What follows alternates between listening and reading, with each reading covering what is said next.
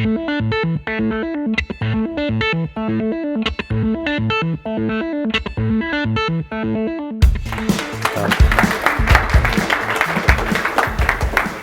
everyone for having me. As Zach said, he actually was an intern. Ben was an intern for us this past summer at Smart Money Entrepreneurs, which is the company that I'm going to be presenting about. So one of the best interns we've had. We usually take 2 interns per semester or quarter, and it's a really intensive program, as he can tell you. It's a lot of work, right? There's no coffee runs, anything of that nature. You work with myself and the co-founders in the company, doing a lot of hands-on work and understanding what the business is and how we generate revenue and profit and all that good stuff. So it's a really awesome experience. If anyone's interested after to speak more, feel free to let me know. So I'll get started. Actually, does anyone know, I'm assuming everyone here has heard about crowdfunding in general, Kickstarter, Indiegogo. Anyone who has not heard about crowdfunding, doesn't know what the heck it is, or I have to explain anything? Okay, great. It helps us to accelerate the time. We are an equity-based, debt-based crowdfunding platform, meaning that if you're familiar with rewards platforms, Kickstarter, Indiegogo, I want to pre-purchase a product. So the product most likely has already been developed, prototype. I purchase it, $10, $15, and it hasn't been shipped yet, being that it hasn't been fully commercially developed. So the money that the Kickstarter campaigns are retrieving is to commercially develop the product that I saw on the prototype, and then eventually I get that product shipped to me 3, 4, 5 months down the line. So that's the rewards-based model. There's no equity in the company. I don't get to participate in the company's profits. I don't get to participate in the revenue share. I don't get to participate in anything, but I do get the product at the end of the day. So I'm technically not an investor, but I am a customer or pre-customer for these companies that are coming into play. Go down. So one of the things that I always tell people in terms of the difference between entrepreneurs and going to the first time when you're starting a business, the most important thing is to make sure you're protected, right? One of the things that I think when I talk to entrepreneurs, I ask them about corporation, legal, all of this stuff. Sometimes it can seem a little bit complicated, but as Ben said last week, I think you had a lawyer here. One of the first things I always say, it doesn't mean you have to incorporate right away, but before you go solicit investors, before you get customers, before you do anything that is in the best interest of your business to generate revenue, profit, it's always a good idea to incorporate in some fashion. Incorporation could simply mean filing a documentation with the state of Delaware, state of wherever you're from, and starting business. What that does is 3 things. Number 1, it protects your personal assets. So if we're a C Corp, incorporated in Delaware and New York. It protects your personal assets, meaning that if someone decides to sue me or somebody doesn't like me or the company for whatever reason decides to take us to court, my personal assets are not liable. So any assets of the company, right, are held up for court in terms of decision making by the court systems. My personal assets, family's personal assets, that type of thing is not up for debate or claim by any debtors. So that's one of the things I think is super, super important, and I think too many entrepreneurs don't do that. And the case here, unfortunately, there was an entrepreneur. So he raised capital 3 times the amount on Kickstarter, and he wasn't incorporated. As many Kickstarter cases, sometimes you don't deliver on your product. You're late in delivery. It just happens in business. As you all know, sometimes you don't get the product out on time. You don't ship it on time. Sometimes you have angry customers. This one case, there was a Brooklyn lawyer who decided to, he was upset because he didn't get his product, I think it was 3, 4 months late, decided to sue the entrepreneur. So the entrepreneur wasn't incorporated. So his personal assets were up for claim by this lawyer, and of course all the money that he had raised down the tube. He actually ended up going to Costa Rica, unfortunately, because he was trying to figure out what to do in the interim. This was earlier this year, while his debts and everything were essentially being seized by the courts because he didn't incorporate. So something so simple, like I said, cost I think maybe $150, $200, sets you up from personal liability for any assets or creditors that may take claim on your company. So I always highly, highly recommend that before anything to investigate that process. The old model of financing, as I'm sure you're aware of, personal financing, credit cards, loans from friends and family, a whole bunch of different ways to get funding. The new model, as we're going to talk about in a second, is called crowdfunding, in which I pool all the assets from friends, family, online, strangers. They all pool the assets from anywhere from $1 up to $10,000, $20,000, $100,000 online in one pool giving the money to the company or the individual in terms of crowdfunding. It's been around for quite a while. If you think about church organizations or nonprofits, crowdfunding has been around for communities for ages. Not a new phenomenon, but now with the online marketplace, we're centralizing a place where communities, investors, people can come who want to start projects, can actually come and get the funding they need to develop their businesses. Our solution essentially takes this approach from the rewards model and brings it to a whole new level. So if you're familiar with investing in a company, obviously you are actually an owner in this company.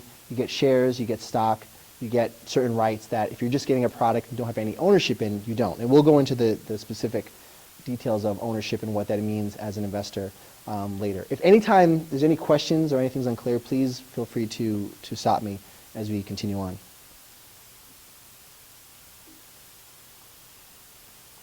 So as I mentioned, the 6 funding crowdfunding models. You have crowdfunding for economic development. Usually you have banks, institutions that want to go into a new territory.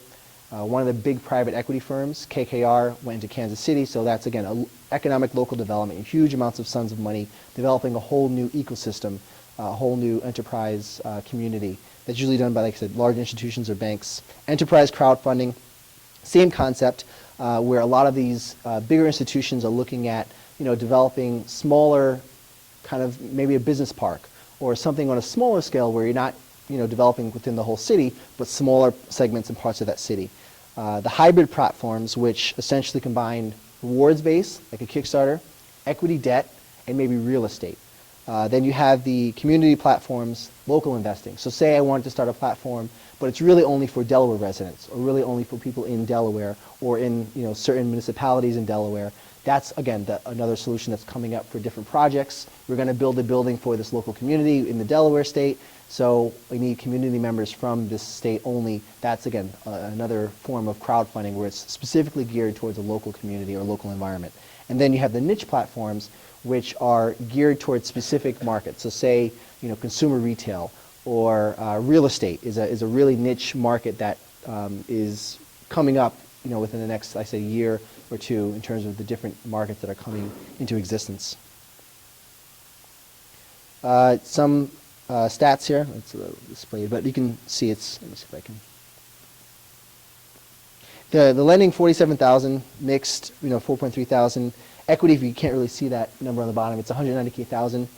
So just to give you an example of the different crowdfunding models around the world and how the amount of money being donated, generated is quite substantial. This year alone, we're looking at 2.7 billion being donated to startups, projects around the world, and next year, at the end of this year into next year, looking at 5-6 billion. So the market's continually increasing, and it's a really exciting time to be in the crowdfunding space. Some of the crowdfunding campaigns, just another stat you can look at, different non-financial versus financial returns. As I mentioned, Kickstarter and Indiegogo both have non-financial returns. So you put something in, you're getting a product, there's no participation in the upside. The equity debt model, of course, you're putting money in with the hopes of doing one of 3 things. So if anyone is familiar with investing in the stock market, actually, how many people are familiar with stock market investing? Okay, great. So the concept of the stock market, when a company goes into the stock market, they have an IPO, they're now publicly traded. So when you're a startup, there's 3 ways investors get their money back, right? One is an acquisition. So we grow so big that Google says or Microsoft says, hey, these guys are great, I want to acquire them. So what they do is they buy the entire company, and investors do what's known as cashing out, meaning that their shares maybe, or the money they put in maybe has been doubled 10 times, 100 times. So that's one way as a startup you exit. The second way is IPO. So IPO meaning that if you're on the public stock market, you are now publicly traded. The publicly traded shares are available to everyone, around the world essentially, depending on the market. And then the third way investors get their money back is through profits, right? So if you are a private company, you're staying private, you may have dividends, right? So at the end of every year, the company, the board of directors may decide, hey, let's give a certain percentage of our profits to the investors back to the investors depending on how much they invested in. So really those are the only 3 methods in terms of investors getting their money back for their initial investment in the company. And as a startup, when you're growing, you want to try to figure out what's the best method for you, because an IPO, like I said, less than 1% of companies do IPOs, and it may not make sense. Acquisition, is there a bigger company out there that's willing to buy you, right? Or third, is the investor going to be a long-term investor? 20 years down the line, the company's still operating, it's still profitable. When you're looking at the trajectory presenting to investors, those are the three things, because each investor has their own reason for investing, right? Myself, I generally look at companies that are going to stay private. If you're looking at IPO, as an investor, not interested. So each investor that you look at really has a specific part of their portfolio or a specific reason for investing in it. So when you're asking for money, if it's on a crowdfunding site, if it's offline, whatever the case may be, always look at what type of investor is going to be investing in your company and what type of investor you're going after, depending on what your company goals are down the line. A lot of countries have crowdfunding legalized from an equity debt perspective, right? Around the world, you can do rewards crowdfunding pretty much anywhere, any country. But for the equity and debt side, if I'm going to give money and actually take ownership in the business, right now, I believe it's the UK. My friend Darren Westlake, he runs a company called Crowdcube in the UK, and essentially, the UK has legalized crowdfunding. So everyone, no matter what income you are, no matter how much you make, you can invest in any company on the Crowdcube platform in the UK. And that's really revolutionary because, like I said, it still doesn't exist in the US unless you meet a certain income threshold. For most states at this time, you really can't invest in a startup. So we're getting to the point where we're trying to pass that national law where everyone can participate in startups and everyone can invest in startups. So right now, there is a certain minimum threshold called an accredited investor that unless you're at that certain minimum income or you have a certain net worth, which in this case is over $1 million, you really can't legally invest in startups. Disclaimer, it happens all the time. But technically, that's the law and that's how things happen. So one of the things, as I mentioned previously, the State versus Federal Jobs Act. The reason people are not able to invest in startups for equity or debt yet is because the national rules have not yet been approved by the Security and Exchange Commission, SEC, or FINRA, which is the financial regulatory body. Both of these bodies essentially govern how startups can take money, how businesses throughout the U.S. can take money, who can give money to these businesses, and how they have to handle their compliance or risk running afoul of the law. The interesting thing about this is that the states now have taken a foothold in this process because of the fact I think they're tired of waiting. The SEC has, I think since April of 2012, since President Obama signed the Jobs Act into law, has had time to put these rules into action. Unfortunately, as everyone knows, the government just kind of came back and there's a lot of things going on, there's a lot of other things in policies, so it's been a little bit delayed on the back burner. So a lot of the states are taking foothold of this because they're, again, tired of waiting, but they also like to create jobs, right? Create economic development for the communities. So to give you an example, the first state to do so was Kansas. Kansas passed the law that anyone, and again, no matter what income level you were, you're able to invest in the startups within your state. Georgia was the second state to do so. And the income level, I think, is you can put in $10,000 up per year. No matter, again, doesn't matter what your income is, you don't have to be an accredited investor. Wisconsin this past week just passed their law. So again, these states are taking one at a time. North Carolina, when I was down there, we helped craft the legislation. So the North Carolina is a state. So North Carolina, Kansas, Georgia, now Wisconsin, New Mexico, Texas, and a few other states are looking into this in terms of passing laws to allow their residents to invest in startups within their state, no matter what their income is. The national rule, the Jobs Act, will eventually, whenever that gets passed, allows everyone in the country to invest in startups cross-state. So it's not a specific state rule. It becomes a national rule. Now, if I'm in New York, I can invest in a Delaware company. If someone's in Nebraska, they can invest in a California company. But for now, the states are taking advantage of this because, again, it creates economic development within the state, and the residents can create businesses, create jobs, which, again, is the main goal, the initial goal of the Jobs Act. So there's a lot of state versus federal things going on, and I think as an entrepreneur, it's wise to think about this going forward because the SEC or the national rules may pass in 2014, summer of 2014. But think about this, right? If you're building a local coffee shop, most likely your investors are going to come from your local community, right? So as a state crowdfunded platform, you may want to look at this option with going after investors within your state because, again, they know you, they may know you, they're from your community, and they may want this more than a financial return. They just may want to have you succeed. If you look at the national crowdfunding rule, if I'm building the corner coffee shop, an investor in California may not care less about someone in New York, or an investor in California may not care less about the business wherever it is unless it's a huge growth opportunity. So think about your local community, local projects, and each state as they continue to approve the rules, that may be more beneficial to you. My estimation of what's going to happen is that you as an entrepreneur will have a choice. Either I do the national rules or the state rules. Most likely, just from our understanding, the state rules will be, a lot less expensive. So if you look at a cost perspective, spending $200 to do a platform raise may be a little bit more beneficial than spending $5,000 or $6,000 to do the national campaign, which will cost, because again, lawyer, legal fees, all those other compliance fees that I know for a fact will come to businesses if they do the national campaign. So again, just something to think about as you continue, whether a state crowdfunding raise or a national raise when the laws do pass for the national come into existence. Just as a map of what I had mentioned previously. Again, some more statistics. This year, $2.7 billion worldwide total for venture stats. Next year, it's about $5 billion, $6 billion. So it's tremendous, tremendous growth. Just another snapshot here that you can see almost $6 billion in campaign growth, to date. And that's, again, an estimate that's based upon this beginning of this year and last year's stats, but it just continues to grow. So one thing about accredited investors, as I mentioned, if you are an accredited investor, generally you have an income level of $200,000 as a single individual or $250,000 married. And in that case, you can invest in any startup, no matter what the rules are. Accredited investors, usually if you have a net asset of over $1 million, or you make $200,000 or over, you can, today's rules on a national level, invest in any startup, in any business, because the government believes that you have the wherewithal to put your capital at risk, which is not always true, but they believe based upon that income level that you are able to make good decisions about your discretionary income.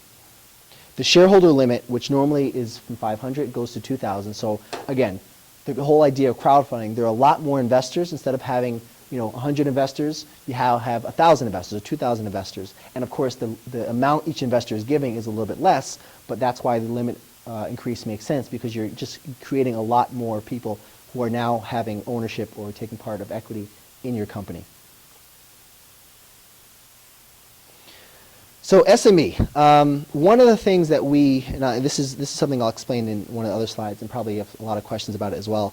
We're providing financial tracking tools for investors. One of the things, if I said today, hey, does anyone want who wants a $10,000 check for the business? How many of you have businesses or have business plans or thinking about a business?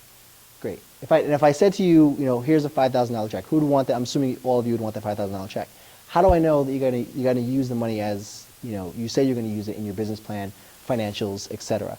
Even if you did a crowdfunding campaign, how do I know that the money is being used properly as an investor? I'm in Buzzard Gulch, Idaho, or I'm in, another state, totally far away. I can't come down to the local corner and say, hey, are you guys doing what you say you're doing? I'm pretty far away. So how do I track? How do I, guarantee in some capacity that the money that I've given you, $100,000, $200,000, $1 million, is being used properly? One of the things that investors are told when they're taking investment in a startup is that to watch the startup, track the startup for help and mentorship and support. But a lot of times investors only like to invest in local companies, again, because they like to know what's going on with the company. What we're providing are real financial monitoring tools. So whether you're in Kickstarter, Indiegogo, or another platform, if you're an investor in this campaign on equity and debt, you actually get to track the real-time financials of the company. So the way that happens is this. You as an entrepreneur apply to the platform, you get funded, your campaign went great, now you have $1 million, right? That $1 million does not go directly to your bank account. Of course, obviously you're assuming that you're incorporated and you have all the business documents correct. What happens is that we set up custodial accounts, essentially a safe environment with our partners Wells Fargo, Citibank, and Chase, right? And so if you're banking at one of those institutions or something similar in terms of a big bank, we actually have a custodial account where you are running your business from that account.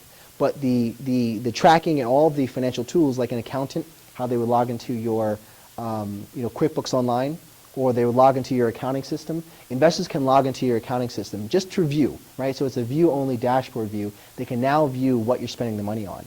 Not because of anything in terms of you're doing anything wrong, but at the end of the day, they saw you just spent $10,000 a month on office space, well, maybe they can help you. Maybe they can say, you know what, I know somebody a friend of a friend who has office space you can use for free.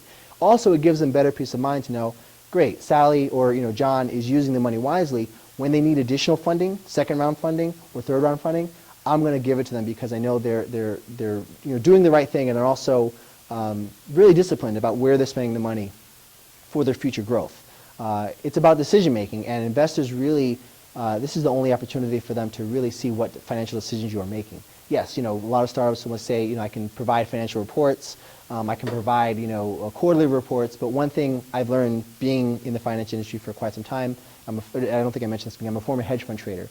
So I've seen 20 ways to skin a cat. I've seen 20 ways to do financials. I've seen books, that are they look good, but at the end of the day, to really track something accurately, right? The only way to do that is to see it real time as it's happening on a transaction sheet. Because, like I said, your credit card statements don't lie, right? For the most part. So that's what we're providing for investors: a really good financial transparency system, so they can track their investments. For startups, it's the better system allowing investors to help them, right? We're building the marketplace for the startups to help create that transparency, create that trust. Anyone who's raised capital in this room, and I'm sure some of you have, the biggest thing is, how can I trust, right? How do I know this person's going to do what they say they're going to do? The trust currency, right? It's so hard to get investment because, again, the trust factor is usually from friends and family. They know you, they trust you, but strangers, right? They're not going to just say, hey, I need $1 million, guys. Great idea. Here's a check, right? You have to come in with a lot of financials, a lot of planning, and this system and crowdfunding in general helps you to do that more effectively and efficiently. There's an example you see here. LendingClub.com is a peer-to-peer lending solution. Kickstarter that you're familiar with, again, rewards platform. WeFunder is an equity-based crowdfunding platform like us, and CircleUp is a niche platform. So CircleUp deals with retail companies that already have $1 million plus in revenue. And that's one of the things when you're choosing crowdfunding platforms, they may all look the same, they may all appear the same on the front end, but really investigate what you're getting at, because a lot of the platforms that are coming up and continuing to come up will have different rules, different requirements, different fees, of course, some hidden that you may not realize, but they also may have different niches. So CircleUp is specifically geared towards consumer product goods. So if you're in a different industry other than consumer products, they won't accept you onto the platform. In addition, you have to have $1 million revenue rate, meaning you have to be making $1 million in revenue already before they even accept you into the program. So again, just as you look at the different platforms out there, the different programs, think about that as you continue. You had a question? Okay.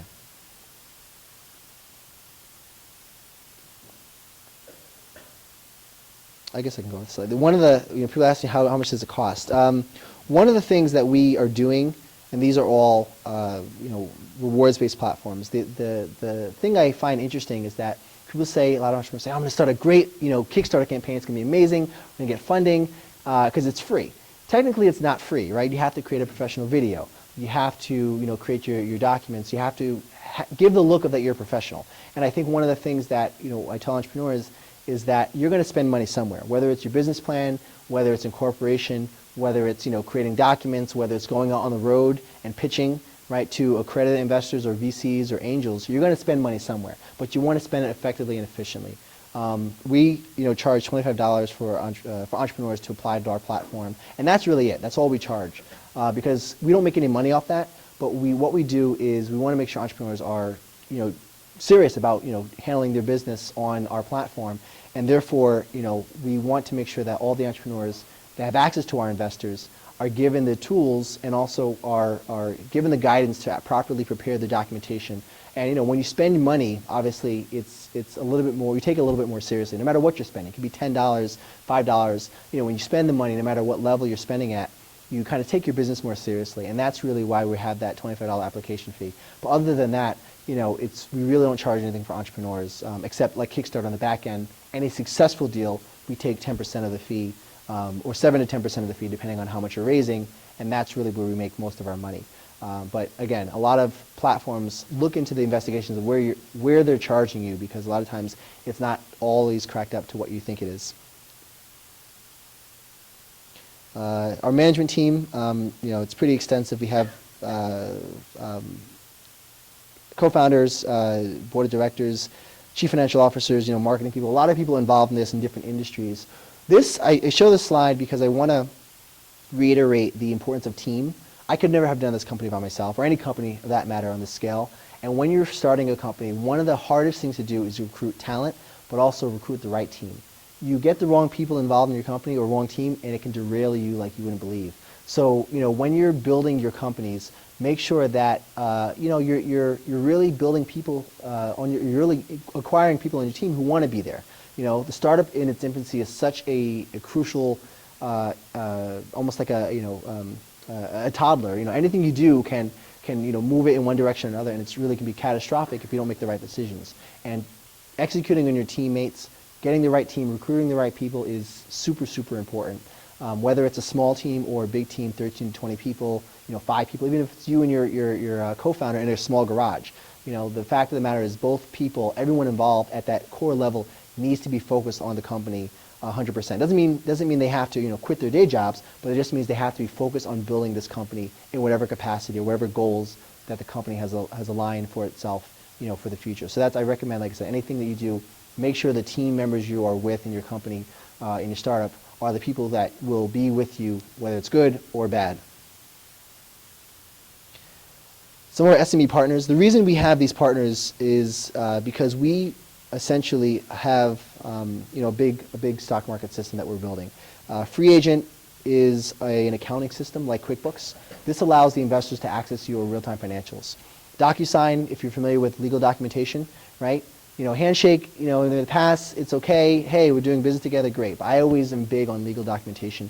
One of the things on our platform is that everything from your incorporation documents to your legal documents, which we help you craft and provide, everything is signed electronically and stored with DocuSign for verification. So they have a comprehensive that they built over the last, I think, 8 to 9 years verification system for electronic signatures, fraud detection, all that stuff. So our partner, DocuSign, handles all of our legal documentation, knowing for investors that nothing is essentially, everything is accurate and as it should be in terms of the documents.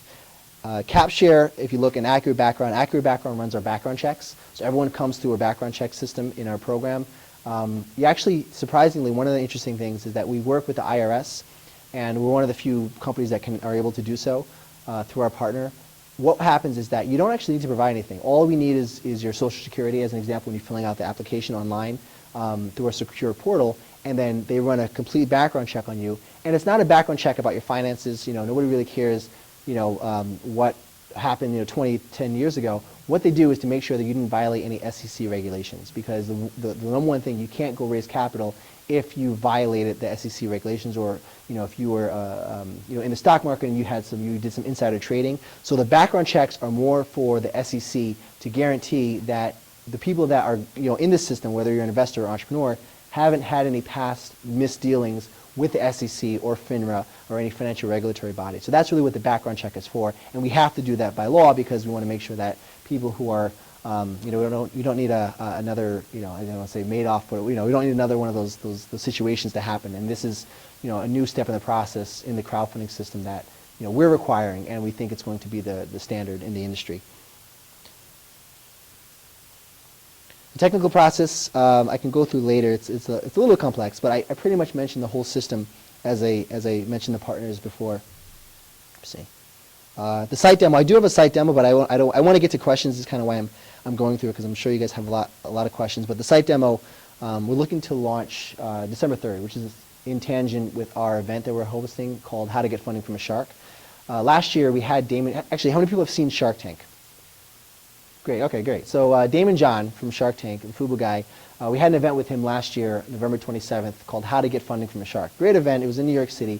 We're hosting a sequel to this event on December 3rd, and it's going to be really great. We have a lot more sharks, a lot more people coming to the event, but that's when we're launching our platform. And for the first time, you'll be able to apply, be able to access all the documentation that we're telling you have to provide, and you'll see the whole system kind of coming together from an entrepreneur or as an investor. And one of the things, I was talking to Ben before about Delaware and other states jumping on the bandwagon with Georgia, Kansas City. It may be sooner than later that you now get to participate not just as an entrepreneur or giving away money on Kickstarter and Indiegogo, but you may be, a lot of people in this room may actually be investors, right? Whether you're on a large scale or small scale, it doesn't really matter. The fact of the matter is you now have ownership in a company like you would on the stock market. So, becoming familiar with how to find a startup, how to pick the right startup. There may be 10 startups like Twitter, right? How do I know that Twitter is going to bloom? It's a combination of luck, timing, right? A little bit of skill, but again, it's something that I think you may want to start to investigate, because at one time, all of you may be, in some fashion or another, investors, not just entrepreneurs, growing your company. And of course, you can contact us, and I have cards that I can give out at the end as well, so you guys can contact me with any information. But that's the official presentation. But I'd love to talk to take questions, and if you have any comments or anything that you guys want to ask specifically. The entire industry is booming, and I think being in the crowdfunding industry, both as an entrepreneur and as an investor, it's really exciting now, and it will continue to be in the future. So thank you.